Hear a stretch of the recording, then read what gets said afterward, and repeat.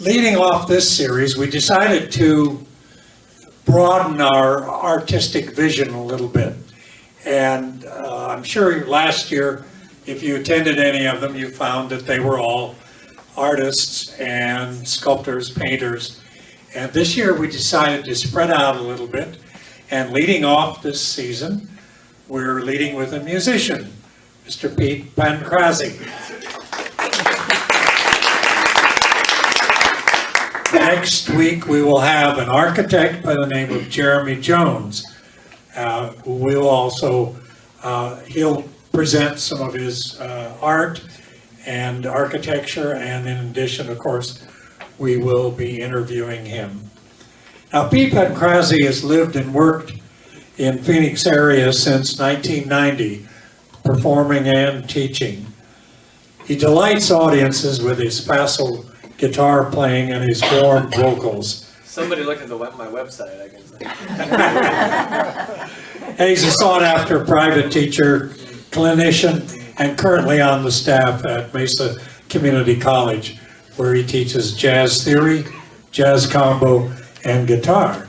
Now, you may or may not know also that Pete has a nice history with the museum, and many concerts, jazz concerts, that were held at the old building featured Pete and sometimes his combo. So we're really glad to have an old friend back with us and entertaining you this evening. And we're going to talk to Pete after he plays for a while and see what makes the mind of a musician tick. So Pete, take it away. Okay.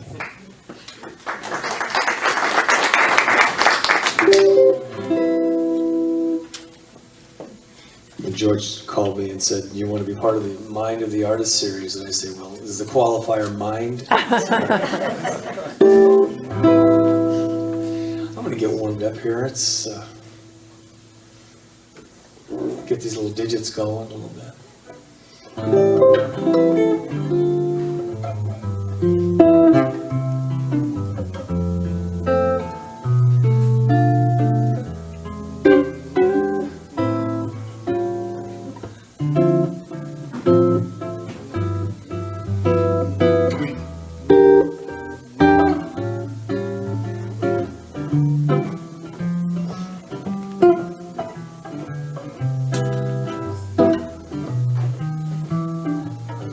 Fly me to the moon, let me swing amongst the stars.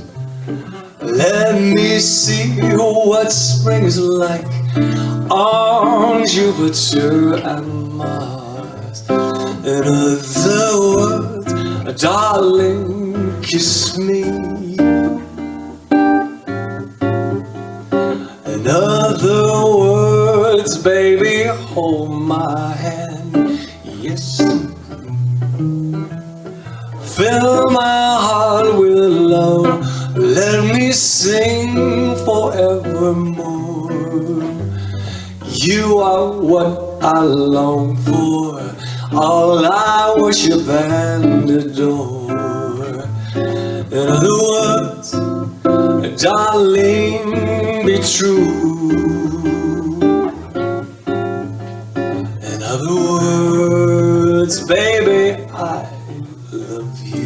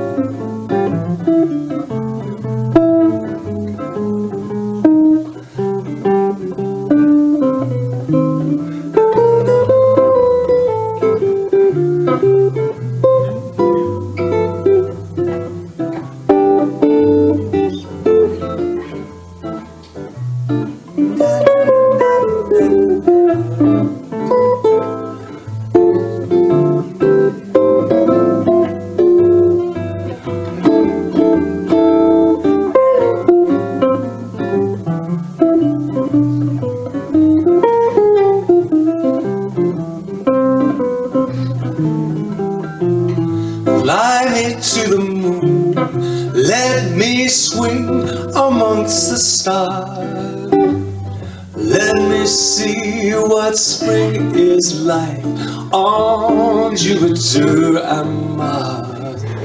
In other words, darling, kiss me. In other words, baby, hold my hand. Yeah. You can fill my heart with love. Let me sing forevermore. You are what I long for, all I worship and adore.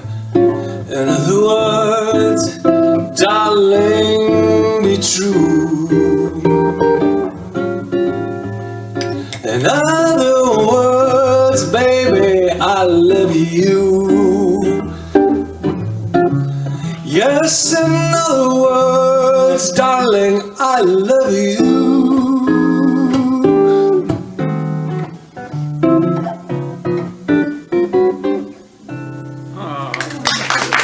Thank you. Ooh, a little ambience. Thank you very much. If you're wondering what's going on here, I'm going to take just a second to explain the technology, just so if you're wondering.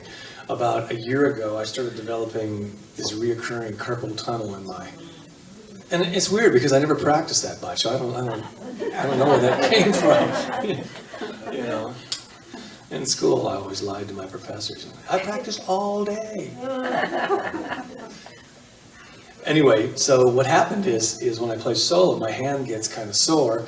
So I bought this little gizmo here, and what it does is it records me. It's a little pedal on the floor. What it does is it records me while I'm playing, and then I only have to actually play the song one time, and then I press go, and it spits back what I just played, and I can noodle on it and sing, and so I only have to play about half the time now. So technology, I finally found something good for technology, so it's kind of cool. All I have to do is when I want to start playing.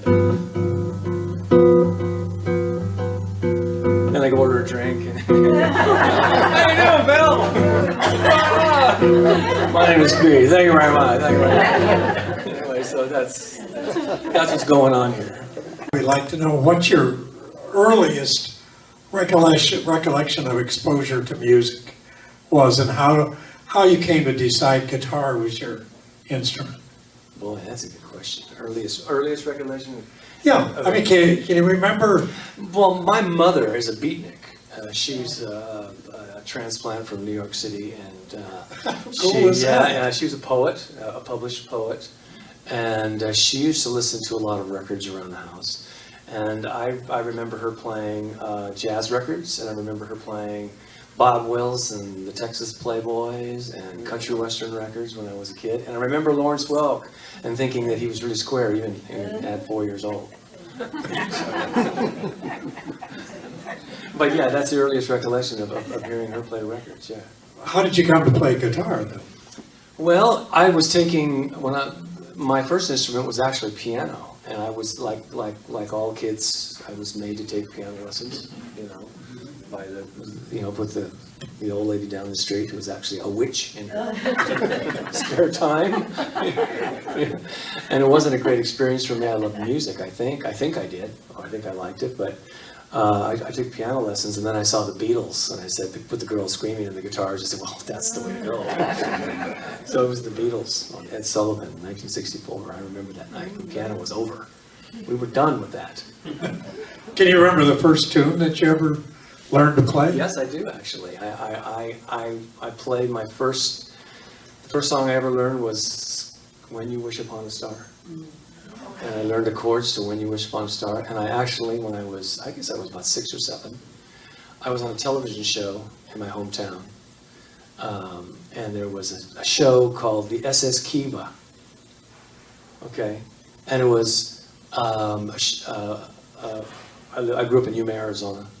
And there was a KIVA was the name of and they had this studio way out in the middle of the desert so they could get away from some kind of FCC laws or something like that. I think it was actually in California.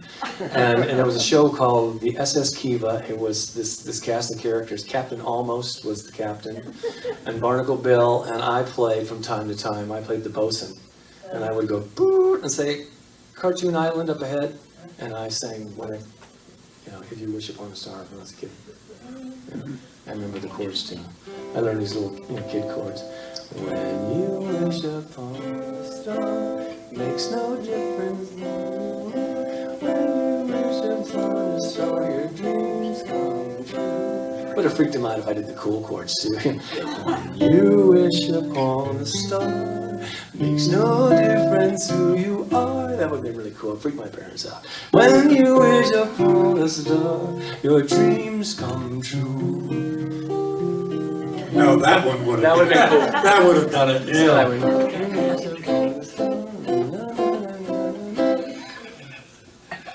I remember the chords. I've used them. When did your actual formal education start in music? While you were still in high school? No, well, I played in marching band. I played, clarinet and marching band when I was in junior high. I played clarinet. And the reason I wanted to play trumpet, but my mother thought that my teeth went in, and she didn't want to get braces, so she thought if I played clarinet, it would push my teeth out. And my sister's teeth were buck, and so she played trumpet because she thought that would push it out. So I had to play clarinet, and it was playing the wrong instrument for the wrong reason. But I guess that was formal education because you learn to read music, but I never studied guitar till later on in life. I learned how to play kind of by rote. And how all kids learn to play, listening to records and that kind of stuff, and learn chords and all that kind of thing, and played in rock and roll bands. But I didn't actually take my first formal guitar lesson until I went to music school. To my music teacher's horror. Which is later. So, a while ago you were talking about Duke Ellington and the choice between one or the other. The Beatles or Duke Ellington, what up? Was that the first musical performance that you attended, or? I think, that's the first big concert that I ever saw. And boy, what a first, because I was very young. That must have been probably late 65 or early 66, because Rubber Soul was the album with Norwegian Wood, so that would have had to have been out. Yeah. So I think they came out in late 65. And so they were on tour. And that's when they used to cut records, every 6 months they put out a new record. Yeah. And they put out but it had to give Duke Ellington enough time to hear it and arrange it for the big band. Because I recognized it right away. Now I'll never forget when it fired up. Was that when you really decided that you were going to head in the jazz direction? No, not at all. In fact, jazz didn't come till much later. I'm a poppy or a rocker, from the very beginning. But I think what caught my ear the quickest was good pop music. And good pop music, whether it's from the 20s or 30s or 40s or 50s or 60s or 70s, good pop music is just about good melodies and cool chords. All the great pop music, shares that. That's why tunes like Norwegian Wood and a lot of Beatles songs are just as accessible for jazz harmony as any of the earlier stuff. So I was steeped in pop music. Jazz didn't come till later. The idea that I could perform with a jazz idiom. Mm-hmm. And that was because of a girl. all of this is motivated by girls. That's right. The whole thing. Because I had a girlfriend in the mid '80s who was a jazz fan, and she'd come and watch me play in clubs, and I played rock and roll and all that kind of stuff. And she didn't like it because she goes, "Well, you should learn how to play jazz." So I learned some jazz songs just to make her happy. What was your first playing gig? My first playing gig? I think the SS Kiva was. I think I got a bag of Tootsie Rolls. Wow. Yeah, it was very cool. It was very, and so I did When You Wish Upon a Star and got a lot of candy. And that's as good as it gets right there. How do you, maybe this is a touchy question, how do you handle a mistake during a performance? Well, you just saw. I think it's I mean, that's an interesting question, but it's a question that, especially in jazz, because you have to get out on a limb. You can't just stay in what you know. You have to try something new, and it's inevitable. In fact, if you listen to the great jazz recordings, they're not perfect. None of them are perfect. They're all performances, and they're all trying to do some new things. And the way you handle a mistake is knowing that it's inevitable and keep going. I guess that's the easy way to say. But sometimes there are happy mistakes. Sometimes mistakes lead you, like that girl I was talking. She was a happy mistake. In the end, it was a mistake, but she got me into jazz. And sometimes there are things that you can play that are happy mistakes. I can give you an example. Let's say you're improvising on a chord. And I've got this chord going here. Now we're taught that there's certain scales and there's certain lines that go on this chord.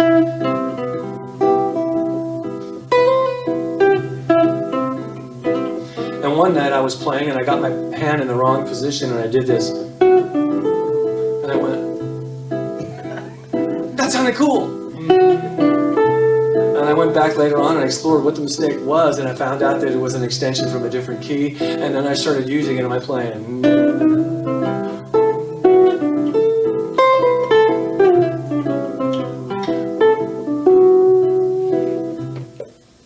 So if you listen hard enough, most things that turn out right start as mistakes.